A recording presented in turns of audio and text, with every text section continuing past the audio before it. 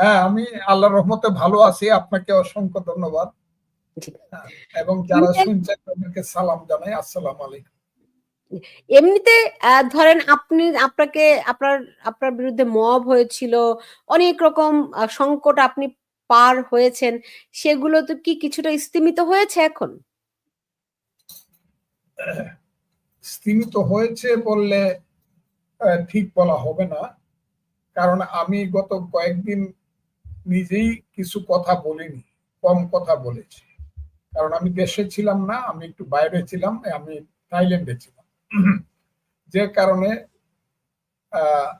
একটু আমার বিরুদ্ধে আক্রমণটা একটু কম হচ্ছে, কিন্তু এখন থেকে আবার হবে, কারণ আজকেই আরো 2টা টক শো করছি।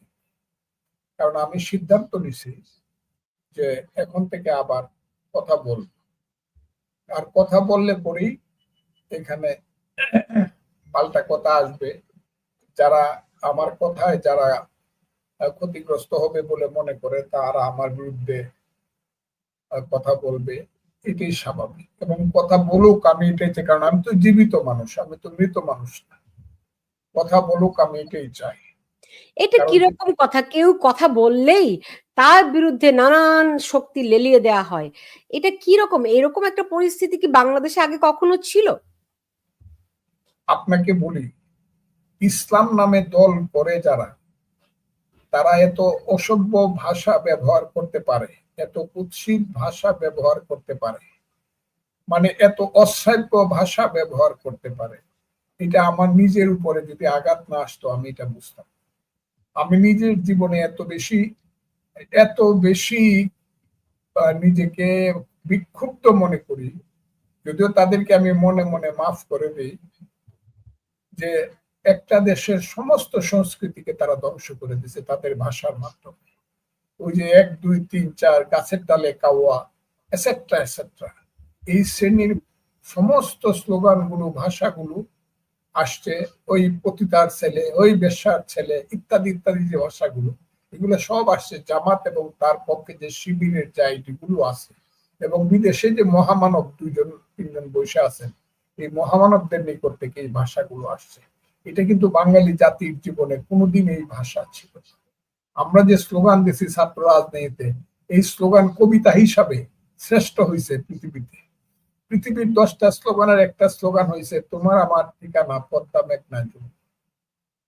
আমরা ছিলাম সেই স্লোগানের মানুষ, সেই বাক্যের বয়ের মানুষ, পরস্পরের প্রতি শ্রদ্ধা রেখে কথা কইতাম। কিন্তু আমি যেদিন প্রথম দিন কথা বললাম, জামাত মনে করলো এই লোকটা মুক্তিযুদ্ধের কথা বলে, সেদিন থেকে দুইজন মৌলানা আমারে ফজু পাগলা বললো। আমার কথাটা খুব বোঝার চেষ্টা, এটা পৃথিবীতে বেঁচে থাকতে আমি কোনদিন কল্পনা করি না আমার নামে কেউ এই ধরনের মানে কুৎসিত শব্দ ব্যবহার করে। আর কত বোকা, এগুলা কল্পনাও করতে পারবে না। কাজে আমি মনে করি এটার জন্য তাদেরকে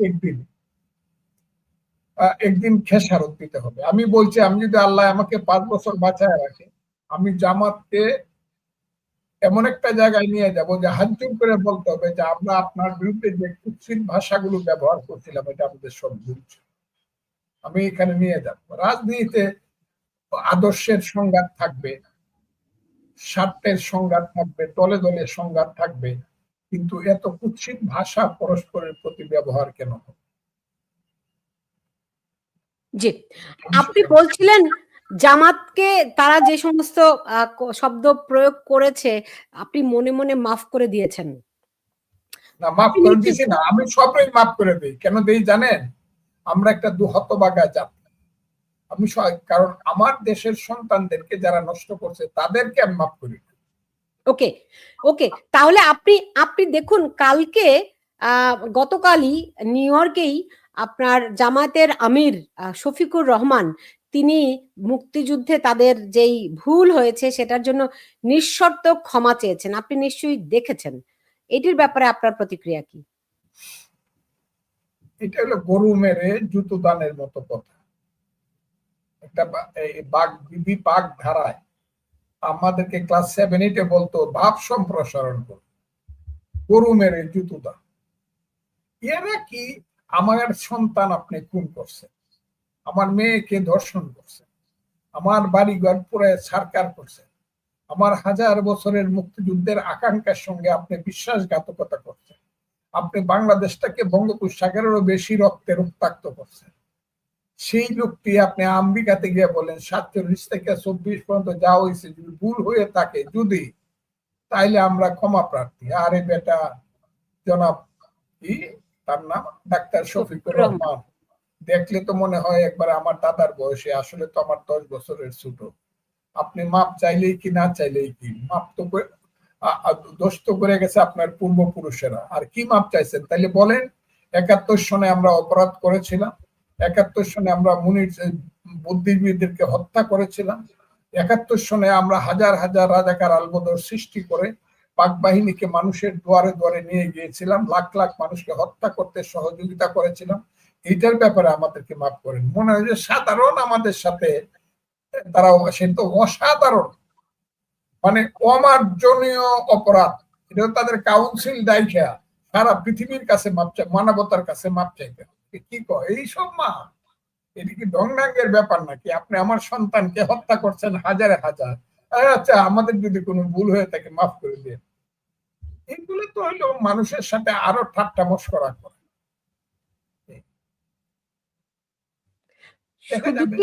শুধু কি ঠাট্টা মশকরা, নাকি তারা ক্ষমতায় যাওয়ার জন্য এখন সবই করতে রাজি আছে, আসলে মনে তাদের অন্য কিছু? আপনি জানেন জামাতকে অনেকেই মুনাফেক বলে, তাদের মুখে এক মনে আর এক, সেটারই অংশ কিনা? জামাতকে মুনাফেক বলতে অনেকেই বলছে আগে, কিন্তু ইদানিং কালে 5ই আগস্টের পরে আমি প্রথম বলছি এটা একটা মুনাফেকের দল, সকাল বিকাল রাত্র দুপুর, এবং আমি এদেরকে বলছি এই আলবদর রাজাকারের বাচ্চারা সাবধান, আমরা কিন্তু এখনো জীবিত আছি। এটা ফজলুর রহমানের কাছে তো আপনি বললেন, তো আমাকে আবার মনে করায় দিলেন, তো মুনাফেক তো অবশ্যই, সেটা অন্য জিনিস।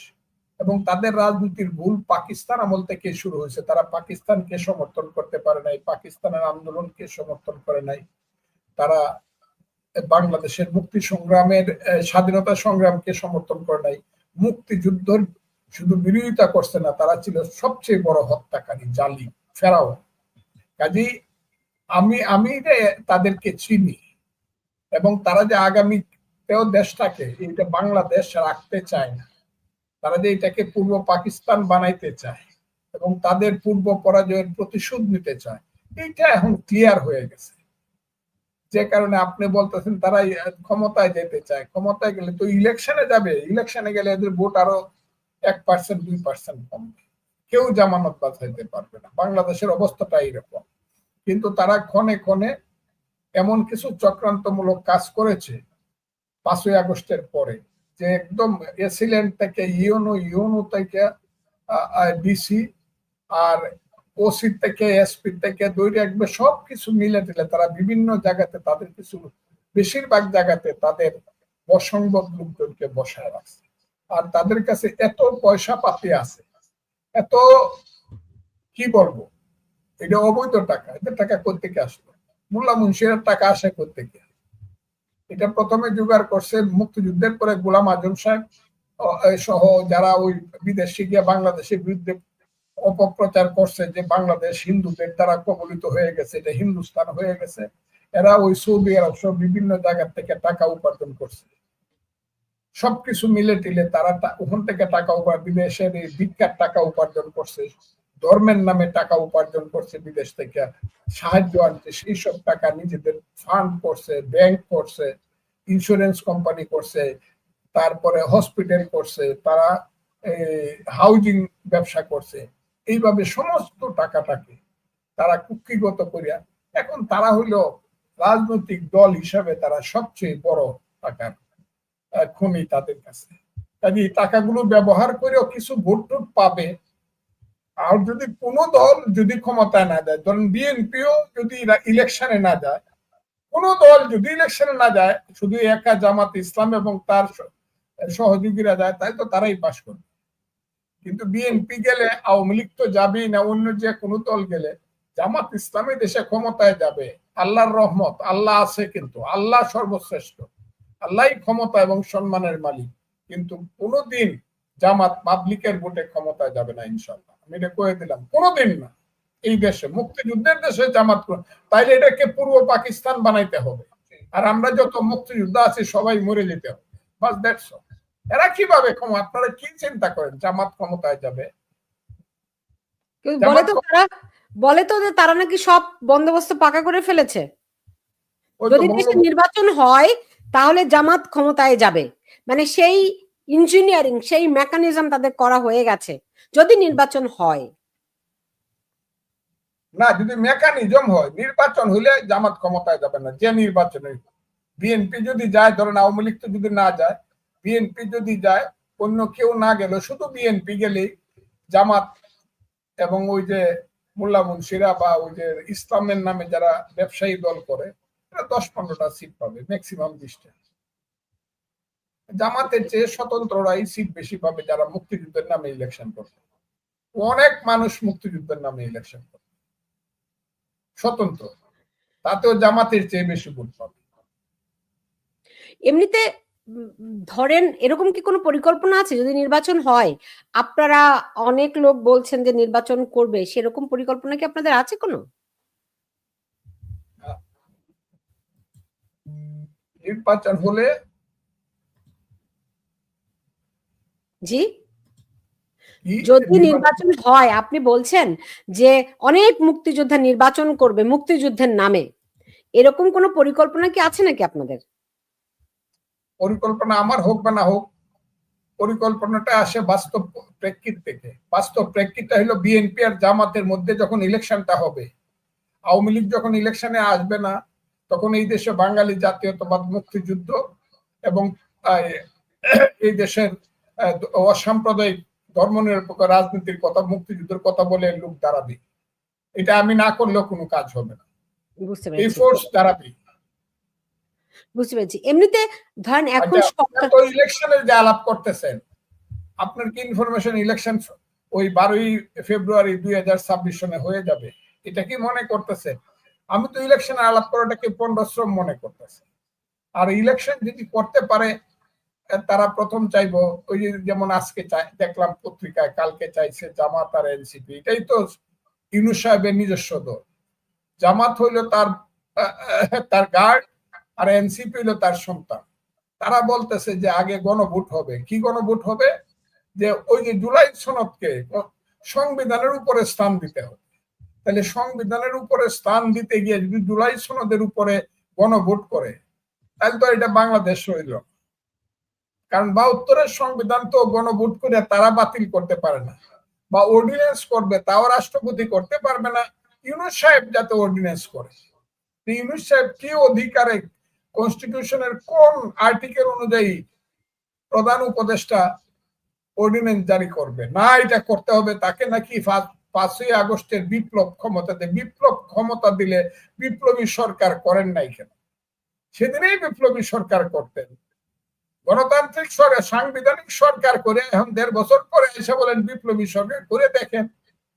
এর অর্থ হইলো এরা যে এইসব কথা বলতেছে, এইসব কথার মূল অর্থ হইলো দেশে যাতে ইলেকশন না হয়, ইউনূস সাহেবের নেতৃত্বে তারা দেশটাকে আরো লুটপাট করে খাইতে চায় এবং বিদেশিদের কাছে, ষড়যন্ত্রের কাছে তারা দেশটাকে বন্ধক দিতে চায়, যে বন্ধক দেওয়া তারা অলরেডি শুরু করছে, এবং এই দেশটাকে বাংলাদেশ তারা রাখতে চায়।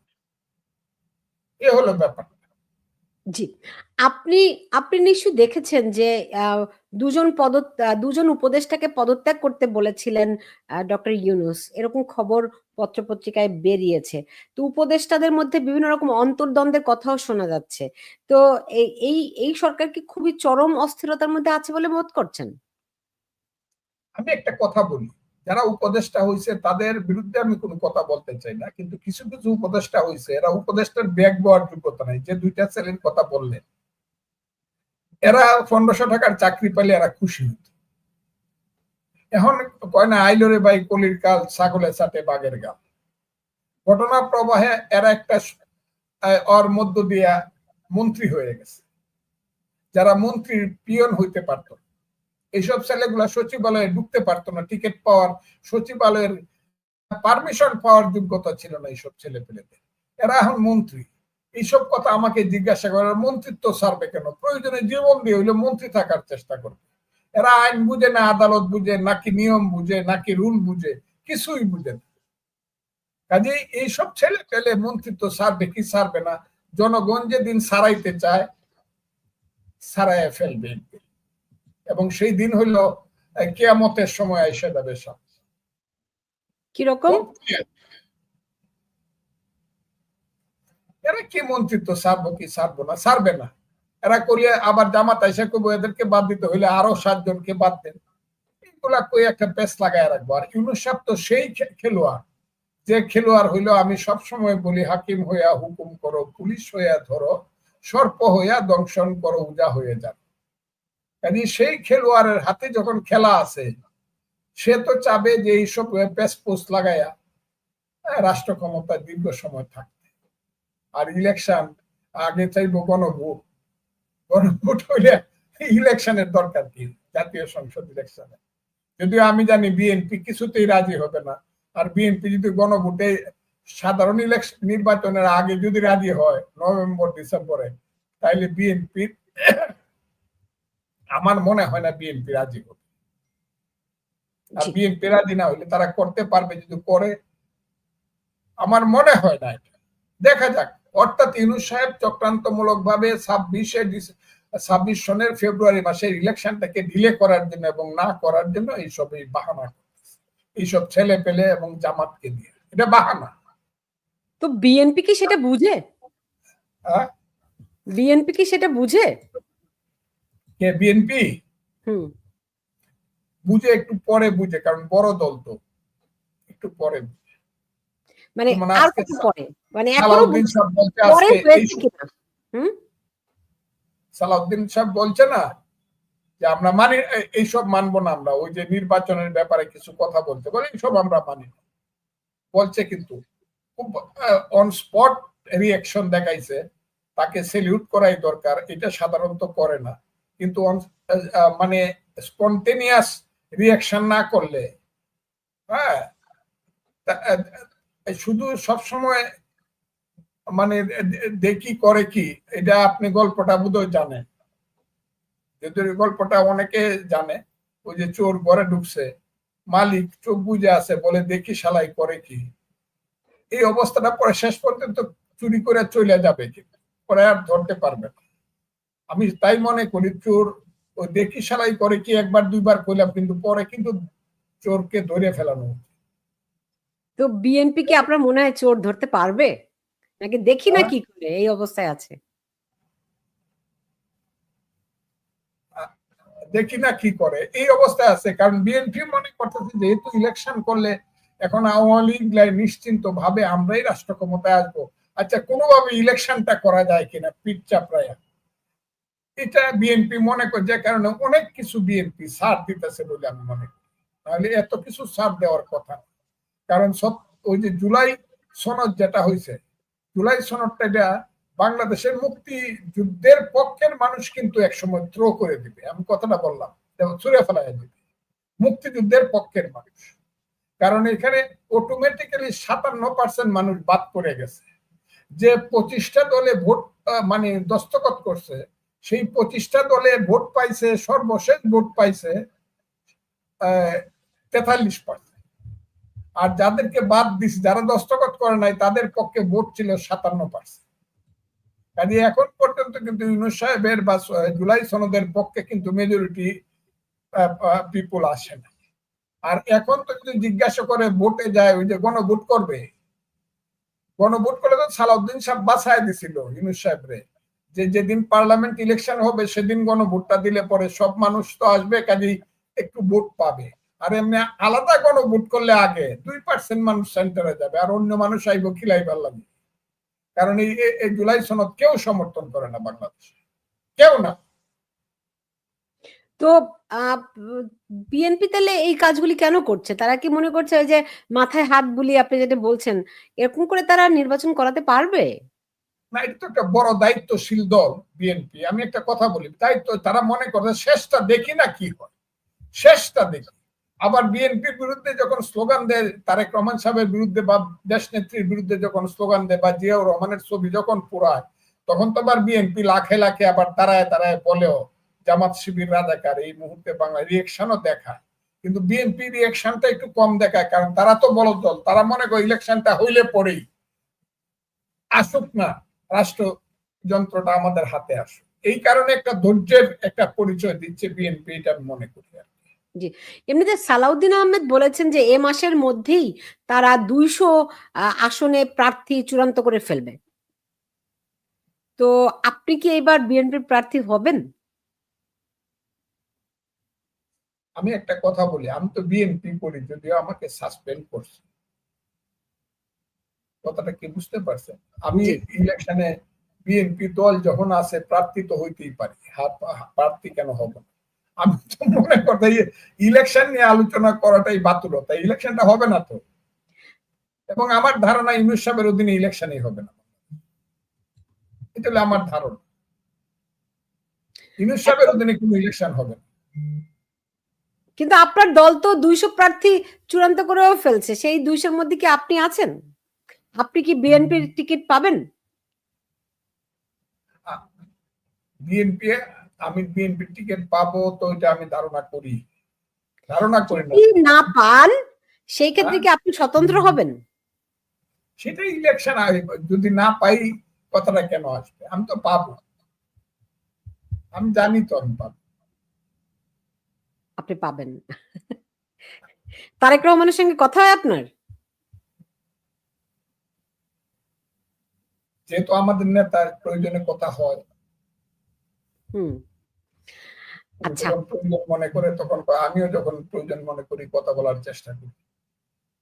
তো তখন এই কথাগুলো বলেন না যে ওই যে চোর গেলে পরে তো পালিয়ে যদি চলেই যায় তখন তার ধরতে পারবেন না, নাগালের বাইরে চলে গিয়ে লাভ কি? এতে তো আলটিমেটলি বিএনপি বারবার গোল খেয়ে যাচ্ছে, তাই না?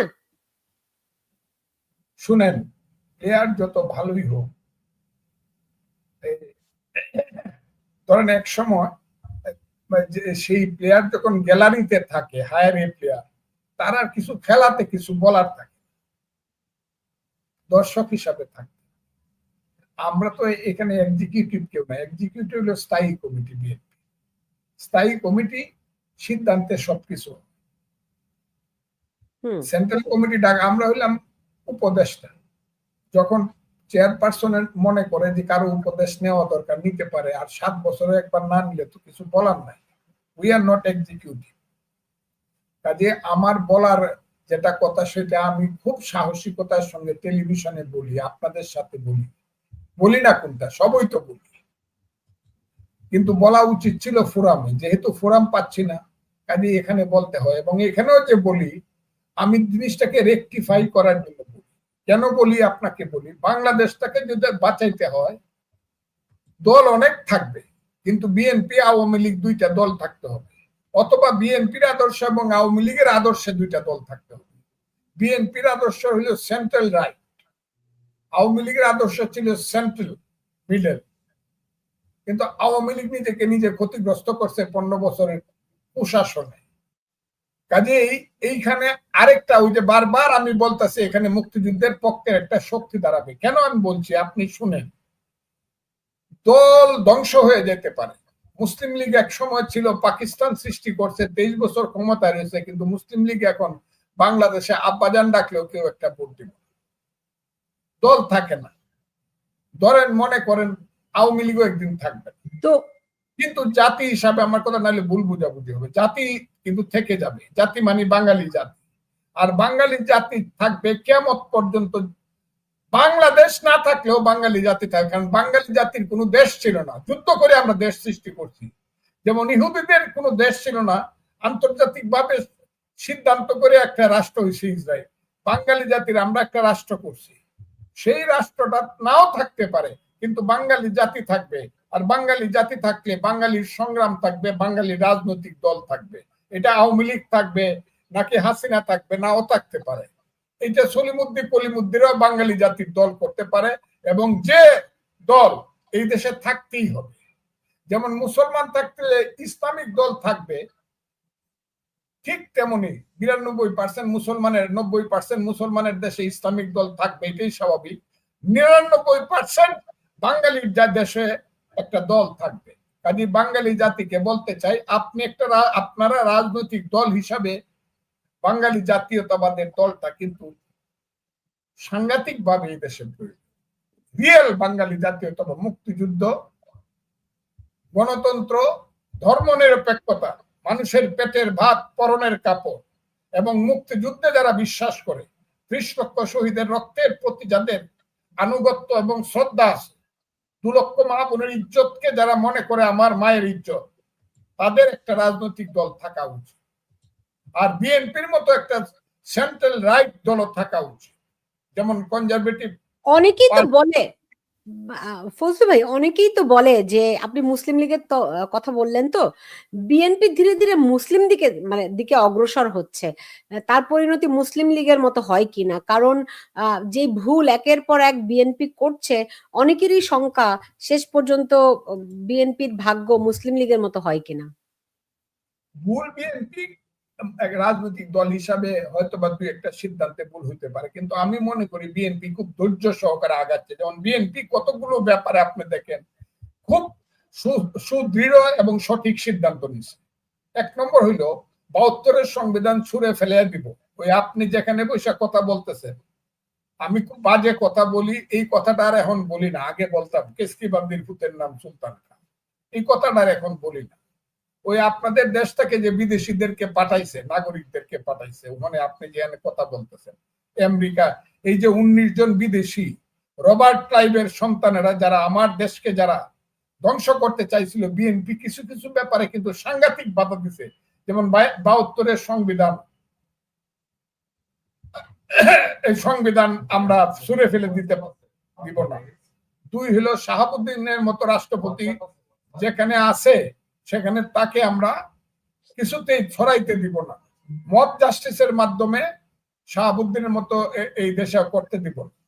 এগুলা কিন্তু বিএনপিকে আপনার স্বীকার করতেই হবে। কিছু কিছু জায়গাতে কিন্তু বাংলাদেশকে এবং বাংলাদেশের সংবিধানকে বিএনপি প্রোটেকশন দিচ্ছে, কিন্তু যেতে হলে কিছু কম্প্রোমাইজ, তো অ্যাডজাস্টমেন্ট কম্প্রোমাইজ আপনাকে করতে হবে, কারণ দেশটা যারা চালাইতে চায় তাদের কিছু অ্যাডজাস্টমেন্ট কম্প্রোমাইজ করতে হয়। বিএনপিও হয়তো বা এই সিদ্ধান্তটাই নিচ্ছে। কিন্তু দেখুন, এই যে বলছে যে মার্কা যে দল দাঁড়াবে, জোট করলেও সেই দলের মার্কাই লাগবে, এটা কিন্তু সালাউদ্দিন সাহেব একদম সঙ্গে সঙ্গে বলে দিচ্ছে এটা আমরা মানি না। এবং এই যে ইউনূস সাহেব সবকিছুর দায়িত্ব নিয়ে নিছে, আরে বাবা রে, হ্যাঁ, ইউনূস সাহেব সবকিছু দেয়। উনি নির্বাচন কমিশনার, উনি প্রধান নির্বাচন কমিশনার, উনি ডিসিএসপি ঠিক করে দিবে, উনি সচিব ঠিক করবে, উনি নির্বাচনে আর্মি ঠিক করবে, উনি সব। তাহলে নির্বাচন কমিশনের দরকার কি? আর তত্ত্বাবধায়ক সরকারের যা আইন হইতেছে এটাকে যদি আমরা ওভারলুক করি, ওভারথ্রো করে দিই, তাহলে এটার এই শুনানি করে সময় নষ্ট করারই বা দরকার কি? এই রং থাকবে না, সবকিছু ঠিক হয়ে যাবে। আমি মনে করি সবকিছু ঠিক হবে। এত কিছু সম্ভব না। এটা কাকের দেশ এখনো বকে খায়নি। ওই যে কিছু ছেলে পেলে শিবির করত, যাদের পূর্বপুরুষ পরিবাররা হলো রাজাকার পরিবার, এরা আইসা ক্ষমতা পায়, এখন সবকিছুর বিচার আচার আমরা করে ছেড়ে দিব। এইসব এই যে যারা স্বাধীনতা মুক্তিযুদ্ধে যারা বিশ্বাস করে না, মুক্তিযুদ্ধ বিরোধী শক্তি সব করে ফেলবে না, সব করতে পারবে না। আমার বাসার সামনে আইসা মব করতে পারবে, আমাকে 10টা গালি দিতে পারবে ফজু পাগলা কইয়া, কিন্তু সবকিছু করে ফেলবে। যতদিন বাঙালি জাতি থাকবে, রাজাকারের বাচ্চারা এদেশে খুব কিছু করে ফেলতে পারবে, এটা সম্ভব না। সাময়িক সময়ের জন্য কিছু মানুষকে বিভ্রান্ত করে তারা নেতৃত্ব বা রাষ্ট্র ক্ষমতাকে ভোগ করতে পারে, এখন যেমন করতেছে, কিন্তু একটা সময় আসবে হাত জোর করে মাথা নত করে তাদের মানুষের পায়ে পড়তে হবে। কথাটা আমি বলে দিই, এই দিনটা আইসা। এমনিতে ধরেন বিএনপি নেতা সালাউদ্দিন আহমেদ তো বলছেন তিনি 200 আসনের মনোনয়ন এ মাসে চূড়ান্ত করবে। এনসিপির জন্য কি বিএনপি কোনো আসন ছেড়ে দিবে নাকি? কটা আসন ছাড়বে? এই দায়িত্বটা আমার না, এটা দলের নেতৃত্বের দায়িত্ব। এটা আমি জানি না তারা কিভাবে করবে। তবে আমি মনে করি যে নেতৃত্ব যে সিদ্ধান্ত নিবে সেটা আমার যদি অমত থাকে, আমি এটা দল সিদ্ধান্ত নিলে আমি বিরোধিতা করবো না, কারণ এইগুলো নমিনেশন, এটা দলের পলিসিগত ব্যাপার, আর পলিসিগত ব্যাপারটা ঠিক করে মূল নেতৃত্ব এবং স্থায়ী কমিটি। এখানে আমার কথা বলার কোনো খুব বেশি আগ্রহ নাই। তো যদি দেখা যায় যে বিভিন্ন এলাকা থেকে বিভিন্ন আসন থেকে এনসিপি কে এরকমটা শুনতে পাচ্ছি যে বিভিন্ন রকম ভাগ বাটোয়ারার সমঝোতা হচ্ছে এনসিপির সঙ্গে বিএনপির। আমাদের দেশে একটা কথা আছে যে গাই কিনবার আগে দোনা যারা কিনে, এটা খুব গ্রাম্য কথা। মানে বাজার থেকে গাবি কিনা হইল না, হ্যাঁ, দুধের পাত্রটা আগে কিনে ফেললাম। আসলে তো ইলেকশনের কোথায় কখন হচ্ছে আপনি আমারে কি প্রশ্ন করতেছেন? কি ইলেকশন হইতেছে আগে দেখেলই না গণভোটটা কেমন হয়। কারণ ইনু সাহেব তো তার সন্তানদের এবং তার শক্তির বাইরে যাবে না, কালো শক্তির বাইরে যাবে না। তো আমি বলে দিলাম, তো এনে গণভোটের ব্যাপারে একটা প্রশ্ন হইতে হবে। এক, 2 নম্বর হইল সনদের ব্যাপারে, জুলাই সনদের ব্যাপারে একটা সিদ্ধান্ত, কঠিন সিদ্ধান্ত হইতে হবে যে জুলাই সনদ রাখবে, সংবিধান ফেলে দিবে, এটার ব্যাপারে গণভোট হবে। এটা আগে হয়ে এলো, এরপরে তো হলো সাধারণ ভোট। আমি তো এটা বিশ্বাসই করতেছি না ভাই। কাজে আমার এত জিজ্ঞাসা কেন ইলেকশন ইলেকশন ইলেকশন? হ্যাঁ, এই কথাটা। আগে বাজার থেকে গাভী কিনা লই, পরে দুধের পাত্র কিনা যাবে। তো আপনারা বলতেছেন যে আপনি মনে করছেন যে গণভোট দিয়ে দিবে। যদি গণভোট দিয়ে দেয় সেটি না, কিন্তু এনসিপি এবং জামাত চাচ্ছে প্রধান উপদেষ্টা সাংবিধানিকভাবে ঘোষণা দিক, রাষ্ট্রপতি বাতিল হয়ে যাবে, তাই না? সংবিধান বাতিল হয়ে যাবে। সেরকম যদি হয় তারপর তো বিএনপিরও আর বলার কিছু থাকবে না, তখন তো এটি বিপ্লবী সরকারে পরিণত হয়ে যাবে নাকি? এই কথাটা আপনাকে কথাটা এই তো জায়গায় আসছে না। এই 6% মানুষ বিপ্লবী সরকার করে ফেলবো আর 94% মানুষ দেশে কি আঙ্গুল চুষবে? করে দেখুক না, খালি করে দেখুক। এত সহজ না সবকিছু যে বিপ্লবী সরকার করে ফেলবো, যা ইচ্ছা তা করবো, করে দেখতে পারে। আমরা এদেশের মুক্তিযোদ্ধারা, এদেশের মানুষ অনেক বেশি ধৈর্য ধরছে। কারণ গত 15 বছর আওয়ামী লীগ মানুষকে এত বেশি বিরক্ত করে গেছে, এত বেশি রাগ করায়ত হয়ে গেছে যে এখন যাই আসে মানুষ চুপ করে থাকে, আচ্ছা দেখি কি হয়, দেখি কি হয়। কিন্তু একটা সময় কিন্তু বাঙালি জাতি যখন ঘুমায়, কুম্ভকর্ণের ঘুম ঘুমায়, হ্যাঁ, 6 মাসে জাগে না, কিন্তু যখন জাগে তখন সিডাক্সিন খাওয়াই আর বাঙালি জাতিকে ঘুম পাড়ানো যায় না। এটা কিন্তু মনে রাখে, এটা কিন্তু একটা যুদ্ধ করা জাতি। এই ভারতবর্ষে একটা মাত্র জাতি যুদ্ধ করে দেশ স্বাধীন করছে, এটা হলো বাঙালি জাতি। তাও বাঙালি জাতির সবটা না, একটা অংশ, এটা হলো আমরা, পূর্ব বাংলার বাঙালিরা। কাজে এটাকে এত সহজে ছেড়ে দিচ্ছেন কেন? আমি তো মনে করি এখন যদি, আমি সবসময় কথা, এখন যদি শুধু অত্যাচারটা না করে, এরকম ওই যে মুক্তিযুদ্ধের কথা বললেই রিপোর্টার সিনুরি থেকে লতিফ সিদ্দিকীর মতো, কার্জন সাহেবের মতো প্রফেসরকে ধরে নিয়ে না যায়, আমাদের পান্নার মতো সাংবাদিককে ধরে নিয়ে না যায়, এরকম যে অত্যাচারটা করতেছে, এই অত্যাচারটার ব্যাপারে একটু নিঃশ্বাস ফেলতে পারলে, মুক্তিযুদ্ধের ব্যাপারে ডাক দিলে পরে ঢাকা শহরে 1 কোটি মানুষ হবে। কাজে এত ভয় তো আমি করতেছি না, আমি এটা ভয় করতেছি না। আমি আশঙ্কা করি যে এই মুক্তিযুদ্ধের কথা বলার কারণে ফজলুর রহমানের মতো একটা মানুষ না থাকতে পারে, কিন্তু মুক্তিযুদ্ধ থাকবে, মুক্তিযুদ্ধের পক্ষের কোটি কোটি মানুষ থাকবে। এবং আমি আন্তর্জাতিক অ্যাসেসমেন্টে পাইলাম এখন মুক্তিযুদ্ধের পক্ষে আজকে একজন 7 জন লোক আমার কাছে আসছে, 7 জনকেই জিজ্ঞাসা করছি এবং তারা যে রিপোর্টটা দিছে তাদের কথা হলো 71 ঠিক ছিল নাকি ভুল ছিল। এইটার উপর একটা গণভোট করলে 95% মানুষ বলবে মুক্তিযুদ্ধ এবং 71 ঠিক ছিল, আর যারা বিরোধিতা করছে এরা ভুল ছিল। কাজে মুক্তিযুদ্ধের পক্ষে 95% মানুষ আছে, সেটা বিএনপি, আওয়ামী লীগ, অন্য দল টলে ভাগ হইতে পারে, কিন্তু মুক্তিযুদ্ধের কোনো ভাগ নাই। মুক্তিযুদ্ধ হলো বাংলাদেশে অ্যাবসলিউট। আমি মুক্তিযুদ্ধের পক্ষে কথা বলি।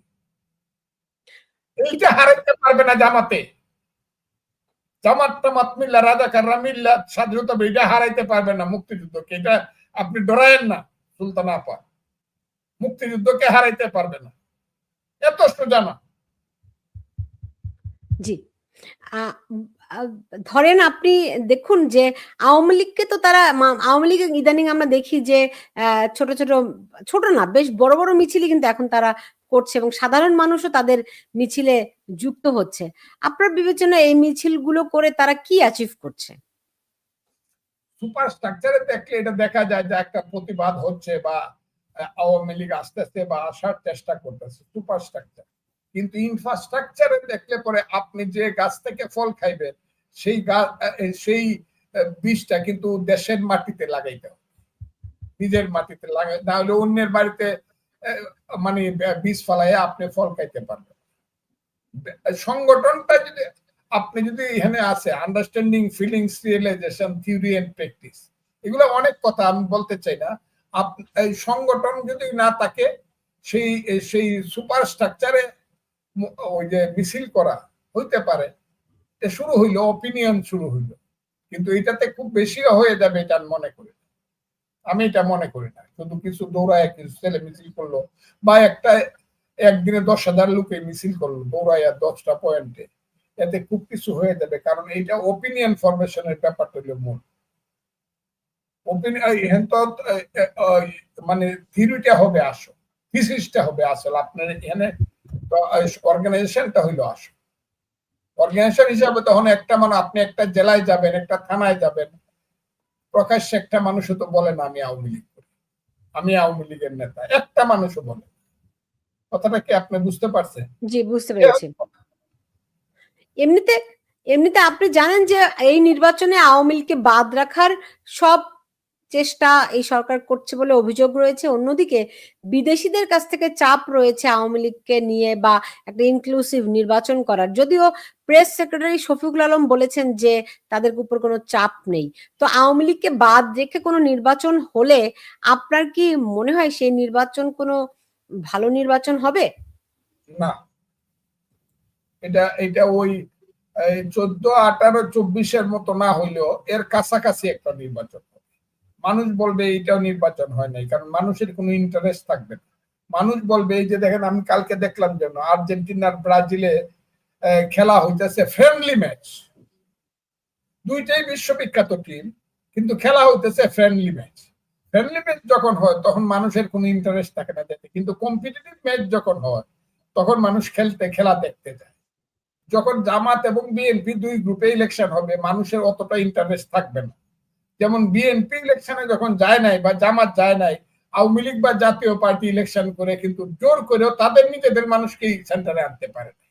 কাজে ওই ইলেকশনটা কয়েকদিন পরে মানুষ বলা শুরু করবে, ও দেখছি দেখছি এটাও তো ইলেকশনে 10% ভোট কাস্ট হয়েছে আর 25% ভোট ফিল মারছে, এটা এইগুলা বলবে মানুষ। এইটাও কোনো ফুল।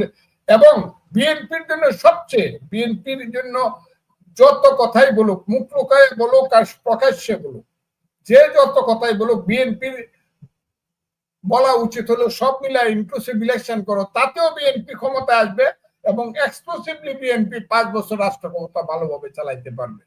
কিন্তু জামাত আর বিএনপির ইলেকশনে বিএনপি ক্ষমতায় আসলে কিছুদিন পরে মানুষ শুরু করবে এটা তো কোনো ইলেকশন হয়েছে না, এই ইলেকশনের কোনো ক্ষমতা আমরা মানি না, এটা বিএনপির জন্য ক্ষতি হবে। কাজে ইনক্লুসিভ ইলেকশনটা এটা আমার ব্যক্তিগত মত।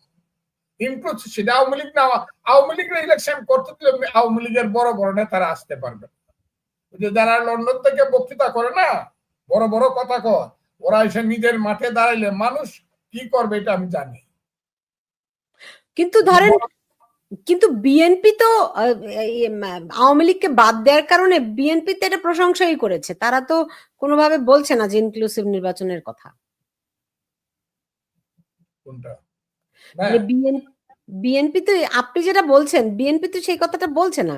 বিএনপি এখন এখন কিন্তু বিএনপির চিন্তাটা এরকম যে সব মিলে ইলেকশন করা, আমি যতটুকু দেখতেছি বিএনপি এতে খুব করবে না যে, এবং ইনক্লুসিভ ইলেকশনে বিএনপি সবচেয়ে বেশি লাভবান হবে গণতান্ত্রিক ইলেকশন হইলে পরে ইনক্লুসিভ।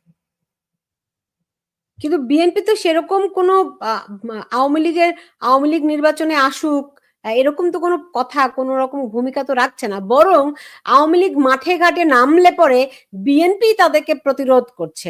বিএনপিকেই দেখছি মব করতে, বিএনপিকেই দেখছি বিভিন্ন জায়গায় আওয়ামী লীগ ছাত্রলীগের ছেলে পেলে লোকজনকে পেটাতে। এটা তো বিএনপি এই কাজটি করছে।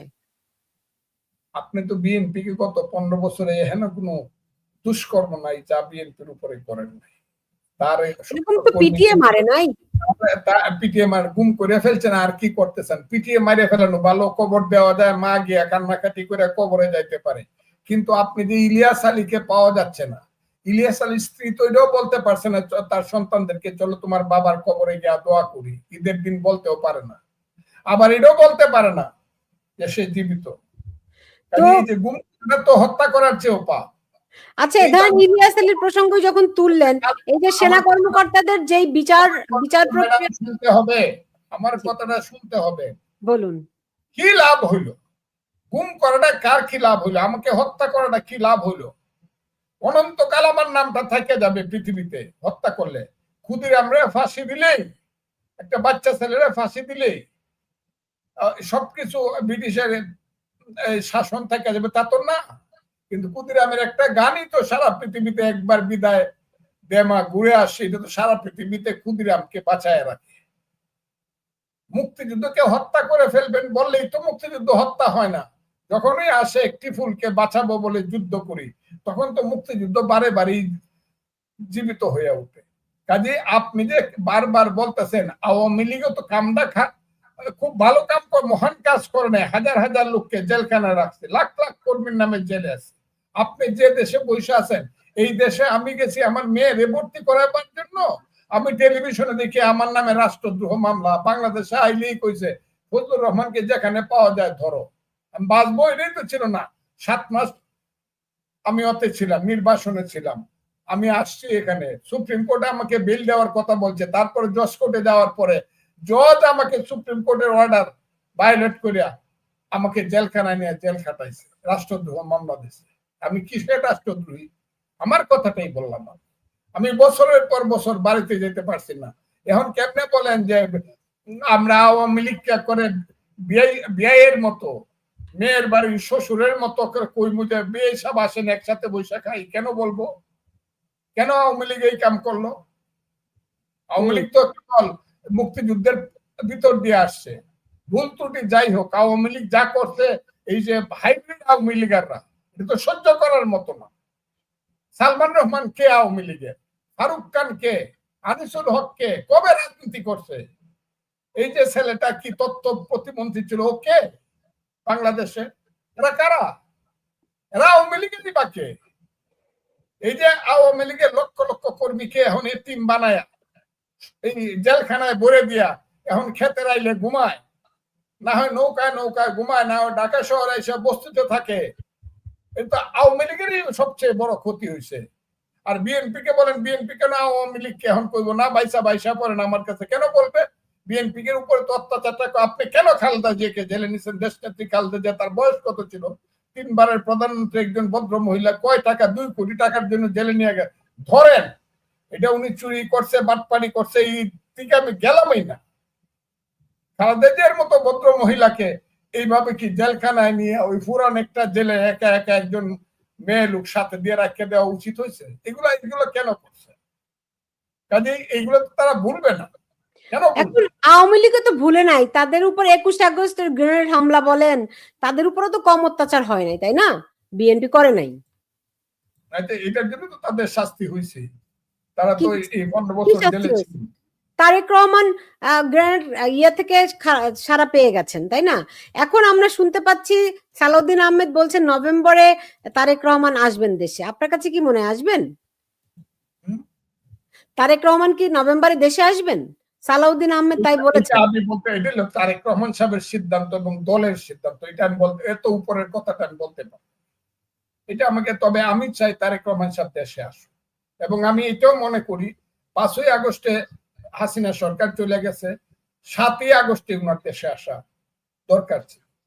যা হওয়ার এই কেস মাথায় নিয়ে আসা দরকার ছিল।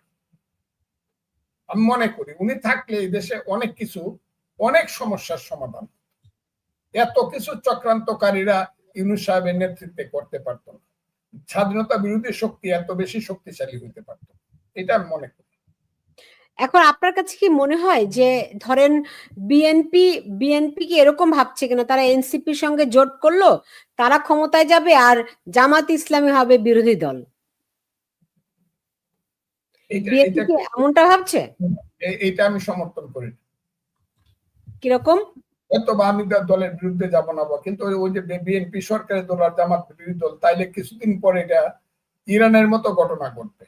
ইরানে কিন্তু বনি সদর নামে একজন মধ্য ডানপন্থী লোক কিন্তু নেতা ছিলেন, মধ্যপন্থী লোক, উনি আন্দোলনটাকে সাজাইছিলেন। উনারে বছর খানেক রাইখা এই মোল্লারা কুমেনিরা তাকে লাত্তি মেরে দেশ থেকে বিদায় করে দিয়া এরা এখন 40 বছর বা 41 বছর যাবৎ ক্ষমতায় বসে আছে। কথাটা খুব বোঝার চেষ্টা করে। জামাতকে বিরোধী দল কেন, এখানে রাজনৈতিক দল হিসেবে বিএনপি আসবে, সরকারে আসবে, আর এই দেশে জাতীয়তাবাদী আরো শক্তি আছে যারা মধ্যে আসবে। জামাত কয় পার্সেন্ট ভোট পাইবে? 6% ভোট পায়, জামাত কেন ক্ষমতা আসবে? তাই বিরোধী দল হোক, জামাত বিরোধী দল হোক, এটা আমি চাই না। কারণ জামাত বিরোধী দল হলে এটাকে বাংলাদেশ রাখবে না। কিন্তু সেই দিকেই তো আগাচ্ছে। জামাত তো মনে করে তারা সরকার গঠন করবে। কোনটা? জামাত তো মনে করে তারাই সরকারে যাবে, তারাই সরকার গঠন করবে, বিএনপি হয়ে যাবে বিরোধী দল। আপনার সাথে আমার চ্যালেঞ্জ রইল, দেখা হইব আরো যদি ইলেকশন হয়। ইলেকশন হইল সোনার হরিণ। অন্তত আমাদের ডক্টর ইউনূস সাহেবের আমলে ইলেকশন সোনার হরিণ। আমি যদি হয় আর জামাত যদি সরকার গঠন করতে পারে, তাইলে আমি আর কোনোদিন কথা বলবো না এই টেলিভিশন। আর তা না হলে কিন্তু আপনি আমেরিকা থেকে আমার জন্য প্রেজেন্টেশন পাঠাই। আপনার জন্য ফুল পাঠিয়ে দিব। আমি এই কথাটা বললাম, কোনো কারণেই কোনোদিন জামাতের মতো একটা স্বাধীনতা বিরোধী শক্তি, জামাতের মতো একটা মিথ্যাবাদী শক্তি, জামাতের মতো দুষ্কর্ম করা মুখ যাদের এত খারাপ, ফজলুর রহমানের মতো লোককে যারা যা ইচ্ছা তা বলে, যা ইচ্ছা তা, তারেক রহমানের লোককে যারা বলে গাছের তালে কাওয়া, ওই ডাকসুতে পাস করলে যারা বলে তারেক রহমান জানো নাকি অমুক হয়েছে ডাকসুর বিপি, যারা বলে খালেদা জিয়ার মতো নেত্রীকে যারা কুকথা বলে, জিয়াউর রহমান সাহেবের মতো, শহীদ জিয়ার মতো লোকের ছবি যারা পারা, সেই জামাত ক্ষমতা যাইব আমরা বাইসে থাকতে, পাবলিককে আমরা বুঝাইতে পারবো না, তাইলে আমাদের আত্মহত্যা করা উচিত। আমি কইলাম তো, যদি ইলেকশনে করিতে জামাত পাস করবো কেমনে? কি বলেন আপনি? ইলেকশনে যদি হয় এই দেশে জামাত পাস করবো কি করে? তারা ডাকসু সবগুলো বিশ্ববিদ্যালয়ের ভিপি হলো যেমন করে তেমন করে হবে। ডাকসু পাস করেছে তো শেখ হাসিনা। শেখ হাসিনা কিভাবে? শেখ হাসিনা তো সমস্ত মাদ্রাসার ছাত্রদেরকে নিয়ে ইউনিভার্সিটি ভর্তি হওয়ার সুযোগ করে দিছে, এবং এই সুযোগটাই তো তারা নিচ্ছে। এক, দুই হলো একটা লিমিটেড জায়গা, একটা কমিউনিটির মধ্যে, it's a community, student community, কমিউনিটির মধ্যে বহুদিন যাবত তারা চক্রান্তমূলক কাজ করতেছে। ছাত্রলীগ তো ছাত্রলীগ ছিল না, এটা ছিল শিবির লীগ। ছাত্রলীগটা তো শিবির লীগ। ওই কোন ছেলেটা কিনা ছাত্রলীগের প্রেসিডেন্ট ছিল, হে তো প্রেসিডেন্ট ছাত্রলীগের না, হে তো শিবির লীগের প্রেসিডেন্ট। শিবিরের সমস্ত লোক ছাত্রলীগ দখল করে ফেলছিল। কিভাবে? হাতে পায়ে ধরে, কিভাবে? টাকা পয়সা দিয়ে, কিভাবে? আনুগত্য দিয়া। যখন সময় আসছে উপরের কয়েকটাকে দিল মারে ফালায় দিয়া ওই যে শিবির লীগ হয়ে গেছে শিবির লীগ বাপ। এটা তো চক্রান্তমূলক ব্যাপার। এবং এটা কয়দিন চলে দেখেন, ওই যে চাকসু ডাকসু রাখছু, এটা কয়দিন চলে। রাজনীতি যেদিন আসবে এইসব মধ্যযুগীয় বর্বর পলিটিক্স কিন্তু থাকবে না, কথাটা বলে দিলাম। ওই টাকা পয়সা দিয়ে মেয়ের আরে ওই হলে থাকার সুযোগ দিয়া, ওই 30 কোটি টাকা দিয়ে একটা হলে এই করা এই করা, ওই হল গুলাকে আমি করে দিব, এসিলে করে দিব, কারণ টাকা আছে, অফুরন্ত টাকা। টাকা রাজনীতি যেখানে চলবে সেখানে তো এরকম হবে। কিন্তু 12 কোটি মানুষকে তো আর টাকা দিয়ে কিনতে পারবে না, ভোটারকে তো আর টাকা দিয়ে 12.5 কোটি ভোটার আছে। এটা it is not so easy. এমনিতে আরেকটা কথা বলি আপনাদেরকে, আপনারা ডাকসু মাকসু নিচে গা, আমি কিন্তু ভোটটা হিসাব কত ভোট নিছে, তারা এখন মেজরিটি। ওই ডাকসু নিছে, কিন্তু হলগুলোতে দিয়ে দেখবেন তাদের 2টা লোক বিপিজিএস নাই। বেসিক জায়গাগুলো অন্যরা দখল করে, স্বতন্ত্ররা দখল করে আছে, মুক্তিযুদ্ধের পক্ষের লোক দখল করে আছে, ছোট ছোট দলগুলো দখল করে আছে, এর মধ্যে ছাত্র দলও কিছু আছে। কাজে সব নিয়ে গেছে তা না, আরো তো কলেজ মলেজ আছে, ছাত্র তো আরো আছে। ছাত্র তো খালি এই পাবলিক ইউনিভার্সিটি শেখ হাসিনার মাদ্রাসার মধ্যে ছাত্র না, ছাত্র আরো আছে। জি, আপনার কথাটা আমি বুঝতে পেরেছি, বাট ধরেন সবসময় তো ভিপি, জিএস, এজিএস উপরের পোস্ট তিনটাই প্রাধান্য পায়, সেই জায়গা থেকে আর কি বলা। যাই হোক, আমাকে শেষ করতে হবে, কিন্তু আপনার কাছে আরো দুটো তিনটে প্রশ্ন আমার কাছে আছে। একটি হচ্ছে, আপনি জানেন যে এই ছাত্র উপদেষ্টা মাহফুজ আলম এবং আসিফ মাহমুদ, এরা দুজন সরকার থেকে বেরিয়ে গিয়ে এনসিপিতে যুক্ত হতে পারে, এবং সে কারণে নাসিরউদ্দিন পাটোয়ারি তিনি পদত্যাগ করছেন বলে শোনা যাচ্ছে। আপনি এই এনসিপির ভবিষ্যৎটি কি দেখেন? আমি এইসব ছেলেদের সম্পর্কে কথাই বলতে চাই। এরা এই দেশটাকে ধ্বংস করছে, এরা 3টা জেনারেশনকে ধ্বংস করছে। আজকেও আমি এক জায়গাতে গেলাম, বসলাম সাথে, কালকেও গেলাম, সবাই বলে এখন আর কলেজের নিচের স্তরের ছেলে পেলেরা মা বাবার কথা শোনে না, এরা কেউ কলেজে যায় না, ওরা সবাই চাঁদা তুলতে যায়। কলেজ এই যে দেখেন পরীক্ষার কিন্তু রেজাল্ট কমে গেছে, পাশের হার কমে গেছে, লেখাপড়া নাই কোথাও। কারণ কলেজের ছেলেরা মনে করে লেখাপড়া করার চেয়ে অতদিন লেখাপড়া করে কবে চাকরি পাইমো না পামো, এর চেয়ে গিয়া যদি আমি একটা সমন্বয়ক হয়ে চাঁদা তুলতে পারি, 1 বছরেই 1 কোটি টাকা হবে। যে দুষ্কর্ম হইতেছে বাংলাদেশে এইসবের ছাত্র রাজনীতির নামে, এই ছেলেদের নামে, সচিবালয় থেকে ধরে ইউনো অফিস পর্যন্ত যে দুষ্কর্ম হইতেছে, ডিসি অফিস থেকে সিনিয়র অফিস পর্যন্ত যে দুষ্কর্ম হইতেছে, প্রত্যেকটা অফিসে যে দুর্নীতি হইতেছে, আমার ঘৃণা লাগে এদের সম্পর্কে। ঘৃণা ঘৃণা ঘৃণা। এরা যেভাবে অর্থনৈতিক ভাবে দেশটাকে, দেশের মানুষকে, দেশের ছাত্রদেরকে যেভাবে কলঙ্কিত করছে, এখন তো মনে করেন কোন ইউনিভার্সিটি, কোন ছেলে পেলে, যারা ইয়াং ছেলে পেলে যদি মনে করে, যারা একটু দুষ্ট প্রকৃতির ছেলে, গাঁজা খাওয়ার টাকা নাই, হিরোইন খাওয়ার টাকা নাই, বা ইয়াবা খাওয়ার টাকা নাই, আমি যতটুকু শুনি, চল যাই কোথায় যায়, গুলশানে যাই, একটা বাড়ি থেকে উঠে গা করে, তোমরা তো ফেসিস, টাকা দাও, নাহলে স্বর্ণ নিয়ে যাবো, নাহলে ধরে নিয়ে যাবো।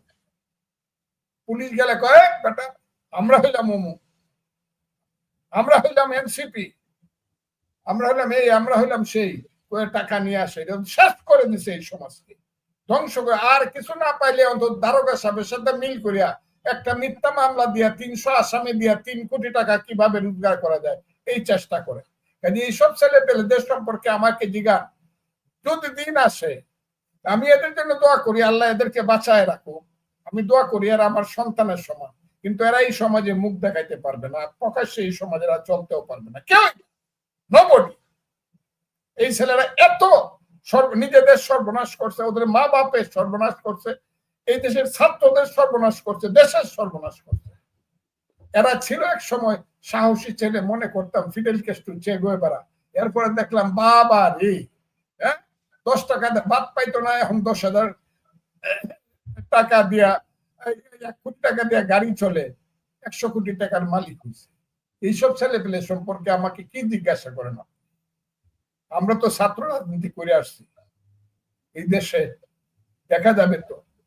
তবে একটা কথা আমি ছাত্রদেরকে বলবো, একটা কথা নতুন প্রজন্মকে অবশ্যই বলবো, বাবারা, এই দেশটা কিন্তু 54 বছর আগে যুদ্ধ করে আমরা 23 বছর বয়সে যখন ছিলাম, তখন একটা দেশ বানাইছিলাম তোমাদের জন্য।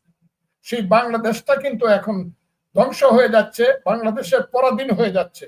বাবারা, তোমাদেরকে আমি হাত জোর করে বলি, তোমরা আমাদের সন্তান, দেশটাকে পরাধীন হতে দিও না। জামাতের সঙ্গে যাবা, এনসিপির সঙ্গে যাবা, ইনু সাহেবদের কথা শুনবা, দেশ কিন্তু পরাধীন হয়ে যাবে।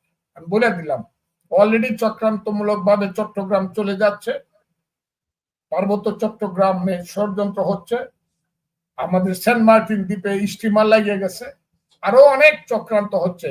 আমি সবাইকে বলি, দল যাই হোক, জাতি কিন্তু থাকবে, সেই বাঙালি জাতিকে বাঁচাইতে হবে। কাজে আমি আজকের ছাত্রদেরকে বলি, আর যাই হোক, তোমরা বৈষম্য বিরোধী ছাত্র আন্দোলনের মতো ছেলেদেরকে ধোঁকা দিয়ে রাজপথে নামাইয়া 2000 ছেলেকে হত্যা করায় নিজেরা সম্পদশালী হইয়া ওই মন্ত্রিত্ব করার লোভে কোটি কোটি শত কোটি টাকা করিয়া এই দেশটাকে আর তোমরা ধ্বংস করে, তোমরা অন্তত দেশটাকে রক্ষা করার চেষ্টা করো। আজকের প্রজন্মকে আমি এই কথাটা হাত জোর করে বলতে চাই। আর এইসব ছেলেপেলেদের উপরে মানুষের যে আশা ছিল, যে সম্ভাবনা ছিল, এইসব ছেলেপেলেরা যা হইতে পারতো, তারা নিজেরাই নিজেদেরকে ধ্বংস করছে। না হয় তাদেরকে ধ্বংস করানোর চক্রান্ত হয়েছে ইউনূস সাহেব এবং জামাত ইসলামের মাধ্যমে।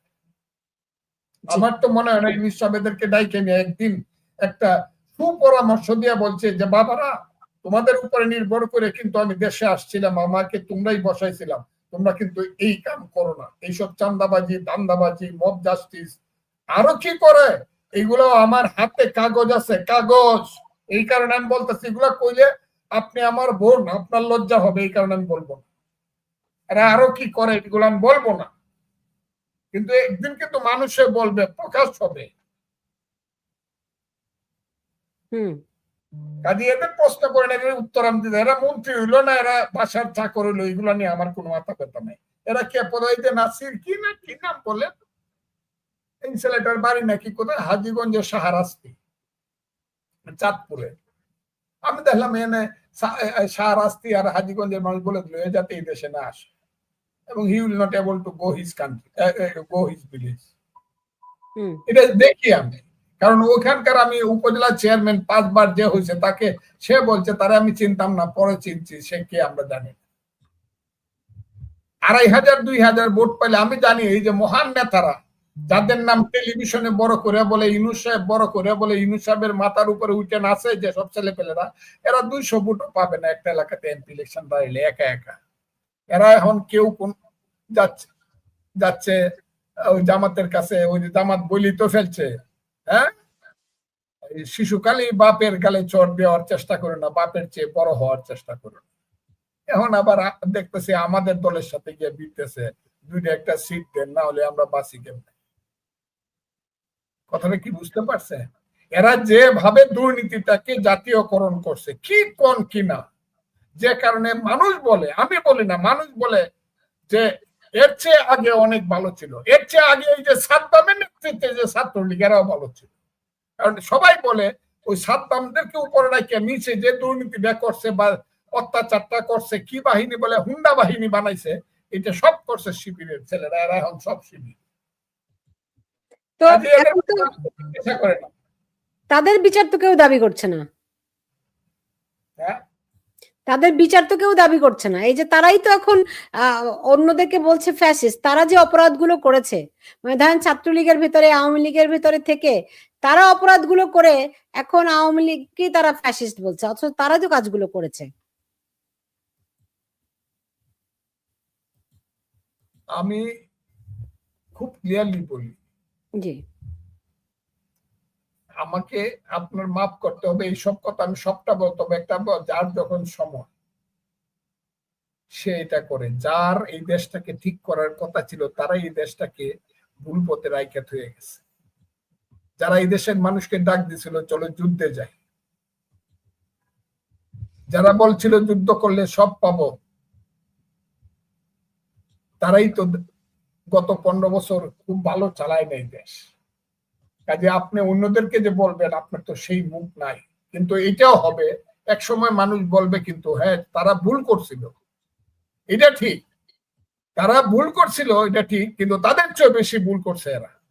তারা ভুল করতে গিয়ে অর্থবিত্ত কামাইছিল, সমাজ নষ্ট করছিল, কিন্তু দেশকে নষ্ট করে নাই, দেশের স্বাধীনতাকে নষ্ট করে নাই। কিন্তু এক সময় আসবে যে তাদেরকে, তারা যারা আসলো, তারা সমস্ত অস্তিত্বকে, দেশের অস্তিত্বকে শেষ করে দিচ্ছে। এই জায়গাটা আসতে পারে। এটা এখনো বলা। ভবিষ্যৎটা আপনি কি দেখেন? এই ডক্টর ইউনূস, তার পারিষদ বর্গ, এদের ভবিষ্যৎটা কি দেখছেন? এরা তো সব বিদেশি, এরা সব চলে যাবে যদি যাইতে পারে, এরা সব চলে যাবে। এরা কারা? এরা কারা? এরা যা করতেছে এটা তো অকল্পনীয়। বিদেশিরা দেশ চালায়, আমার দেশ চালায়, আমি কেন যুদ্ধ করছিলাম? এরা, এদেরকে তো আমি কি বলবো আপনাকে, বলা, এ তো বিদেশি, ইউনূস সহ সব বিদেশিরা দেশ চালাচ্ছে। আসিফ নজরুল, রেজওয়ানা হাসান, তারা তো আর বিদেশি না। কারা? আসিফ নজরুল কিংবা রেজওয়ানা হাসান। রেজওয়ানা হাসান বিদেশি না, কিন্তু তার পূর্বপুরুষ তো আর এই দেশটা চায় নাই। কাজে মনে করছে বাপের আদর্শটা যদি বাস্তবায়ন করতে পারি, দেশটাকে যদি আবার আগের জায়গায় ফেরত নিতে পারি, তারা তো তাদের মতো করে কাম করতেছে। আর আসিফ নজরুল সাহেবের কথা আমি আরেকটা অতে বলছি, আর বলবো না। আসিফ নজরুল সাহেব যেখানে ছিল তার চেয়ে উনি বুঝতে পারতেন যদি কোনোদিন ক্ষমতায় যায়, ক্ষমতা হাতে চলে যায় তার, ওই দিন উনি বুঝতে পারবে এই সমাজে কোন জায়গায় আছে, মানুষ তাকে কোন নজরে দেখে। এবং তখন দুর্ভাগ্যজনক ভাবে হয়তো বা আমাদেরই বলতে হবে, আসিফ নজরুলের মতো লোককে অতটা করার দরকার, এটা আমার বলতে হবে, আমারই বলতে হবে। ফলে বাংলাদেশের সামনে ভালো কিছু আপাতত নাই, তাই তো? কোনটা এখন পর্যন্ত আমি ভালো কিছু, ইউনূস সাহেবের নেতৃত্বে বাংলাদেশে ভালো কিছু হবে এটা বিশ্বাস করি না। এই সরকারের নেতৃত্বে ভালো কিছু হবে এটা বিশ্বাস করি না। সবচেয়ে সর্বনাশ হবে এই দেশে আমাদের সার্বভৌমত্বের প্রতীক সেনাবাহিনী। এই সেনাবাহিনীকে ধ্বংস করার জন্য তারা সবটাই করতেছে, এবং এটা করতেছে বিচার ব্যবস্থার মাধ্যমে। সবচেয়ে ক্ষতি হয়ে গেছে আমাদের সেইটা, সেনাবাহিনীকে মানুষ এখন খুব আন্ডারমাইন করে, এবং এটা করছে কিন্তু ইউনূস সাহেব এবং আমাদের দেশের ওই যে আইসিটি নামদারি বিচার ব্যবস্থা। সেনাবাহিনী সম্পর্কে সারা পৃথিবীতেই তার দেশের মানুষের একটা ভিন্ন একটা শ্রদ্ধাবোধ থাকে, যে এরা সার্বভৌমত্বের প্রতীক। এটা বাংলাদেশে শেষ করে দিচ্ছে এরা। এখন আমাকে জি শেষ করছি তো। বাংলাদেশের একটা ভালো কিছু বলেন যে যেখান থেকে মানুষ একটু আশা করতে পারে, স্বপ্ন দেখতে পারে। আশা করতে পারে এই দেশের নতুন প্রজন্মকে নতুন রাজনৈতিক শক্তি সৃষ্টি করতে হবে আদর্শিক ভাবে, এবং সেই আদর্শিক ভাবে হলে মুক্তিযুদ্ধের আদর্শ, এর বাইরে না। মুক্তিযুদ্ধকে কেন্দ্র করে যে আদর্শ, আমাকে দিয়ে এত কিছু বলাইতে চান কেন? আর মানুষ নাই বাংলাদেশে? মুক্তিযুদ্ধকে যে কারণে একদিন মুক্তিযুদ্ধে গেছিলাম, যে স্বপ্ন দেখে বাঙালি জাতির একটা রাষ্ট্র সৃষ্টি